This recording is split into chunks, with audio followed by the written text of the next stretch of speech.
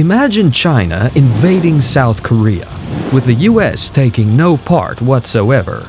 That sounds like the stuff of far-out fiction. If such an invasion were to happen though, the result would be a brutal and costly conflict for both sides. With Chinese military power at its peak and South Korean defenses at their most advanced, this would be a war unlike any the world has ever seen. Let's break down what this invasion could look like.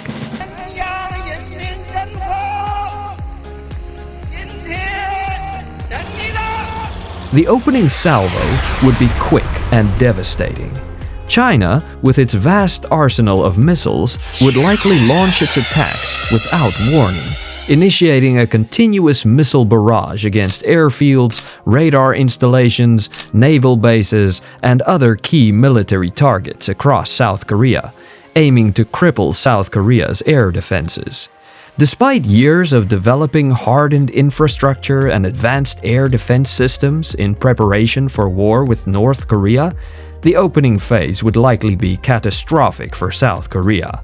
South Korea's air defense network, including ship-based systems, would help mitigate some of the damage. However, faced with an overwhelming number of Chinese cruise and ballistic missiles, it would struggle to intercept every attack. While some missiles would be shot down, others would undoubtedly hit their targets. China's electronic warfare capabilities would compound South Korea's difficulties. Modern jamming systems and anti-radar missiles would target South Korean radars and communication networks, further crippling their ability to coordinate defenses. Continuous bombardment of airfields would leave many South Korean fighter jets grounded before they could even take off. Over time, this missile and air campaign would wear down South Korea's defenses, placing them on the back foot almost immediately. Meanwhile, the contest for supremacy would extend to the seas. China's navy is significantly larger, with more warships, submarines, and support vessels. Its proximity to the Yellow Sea would give China a distinct advantage in dominating the western maritime areas of the Korean peninsula. The Chinese navy would likely attempt to enforce a naval blockade, cutting off major sea routes to South Korea. This would exert immense pressure on South Korea's economy and supply chains, especially in importing essential resources like food, oil, and military equipment. Within months, the strain on South Korea's heavily import-dependent economy would become evident. However, the South Korean Navy is not a pushover. While it would likely avoid direct confrontation with the larger Chinese fleet to avoid devastating losses, it would conduct guerrilla-style warfare against Chinese ships using smaller, more agile vessels and submarines. These harassment tactics could slow Chinese advances and disrupt the full implementation of a blockade. Operating close to the coastline and leveraging natural cover from islands and peninsulas, South Korean forces could damage Chinese ships and hinder the blockade. Still, China would eventually overwhelm the South Korean Navy, but at a significant cost. South Korean submarines, in particular, would make it difficult for China to maintain operational supply lines for its invasion forces. Air and sea superiority for China would be expensive but attainable. The transition from bombardment to invasion would be the true test of wills. A direct assault on the South Korean mainland, a largely urban and mountainous region, would be a nightmare for China. Instead, an island-hopping strategy, reminiscent of historical naval campaigns, would be more plausible. Several outlying South Korean islands could serve as key stepping stones for a future invasion of the mainland. These islands are less guarded compared to the mainland and would allow China to establish forward operating bases for future attacks. Being outside the range of South Korean artillery, but close enough to facilitate amphibious landings, these islands would provide strategic advantages. However, securing these islands would present its own challenges. South Korean naval and air forces would fiercely defend them, using the natural terrain to their advantage. Chinese forces would face heavy resistance, and each island landing could become a bloodbath. South Korean forces would use small attack boats, submarines, and hit-and-run tactics to fragment China's invasion force and prevent it from establishing a stable foothold. Even if China were to seize several islands, maintaining open supply lines would be an enormous challenge. South Korean forces would continue attacking Chinese supply convoys, forcing China to expend extraordinary resources just to keep its invasion force operational. One factor that could dramatically change the dynamic is North Korea. If China secured North Korean territory, a whole new front would open.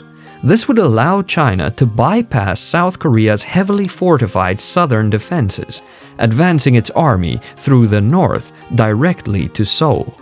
This would be a game changer.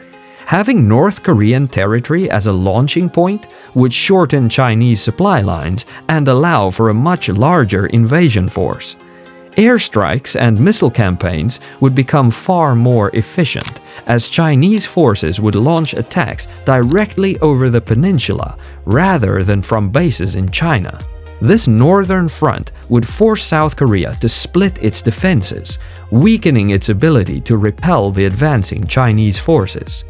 Chinese ground troops would likely try to bypass Seoul and push southward, avoiding costly urban warfare. Although Seoul is heavily fortified, China's numerical superiority could slowly wear down South Korean forces through sheer attrition. This is where the war would become its bloodiest. If China pursued a full-scale invasion of the mainland, it would face extreme challenges. South Korea's eastern terrain is mountainous and difficult to traverse, and its cities are densely packed, offering plenty of cover for defenders. Urban combat would slow any Chinese advance to a crawl. Even with air superiority and naval blockades, a ground invasion would be a nightmare for Chinese forces. The South Korean military is highly competent and well-armed, with thousands of tanks, artillery pieces, and anti-air defenses spread across the country.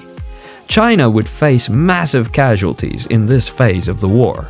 Every street, every building, and every hill would become a battleground, with South Korean forces fighting fiercely to defend their homeland. While China has superior numbers, it would be hampered by logistical challenges.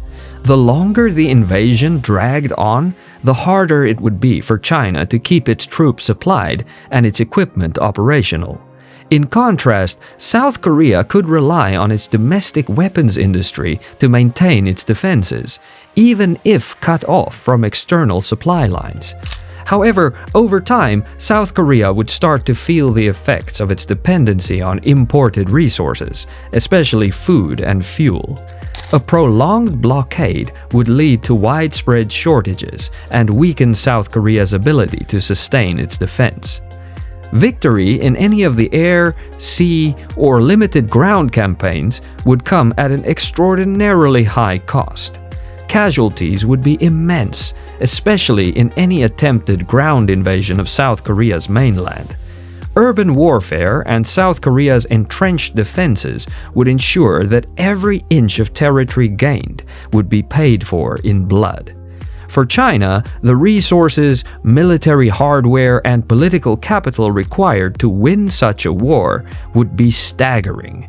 Ultimately, securing key islands and maintaining a naval blockade might be more realistic goals than conquering the mainland. With air and sea dominance, China could enforce its will on South Korea without being drawn into a costly, full-scale invasion of fortified cities like Seoul. South Korea, fighting to defend itself, might eventually be compelled to yield after enduring a lengthy blockade and constant missile strikes.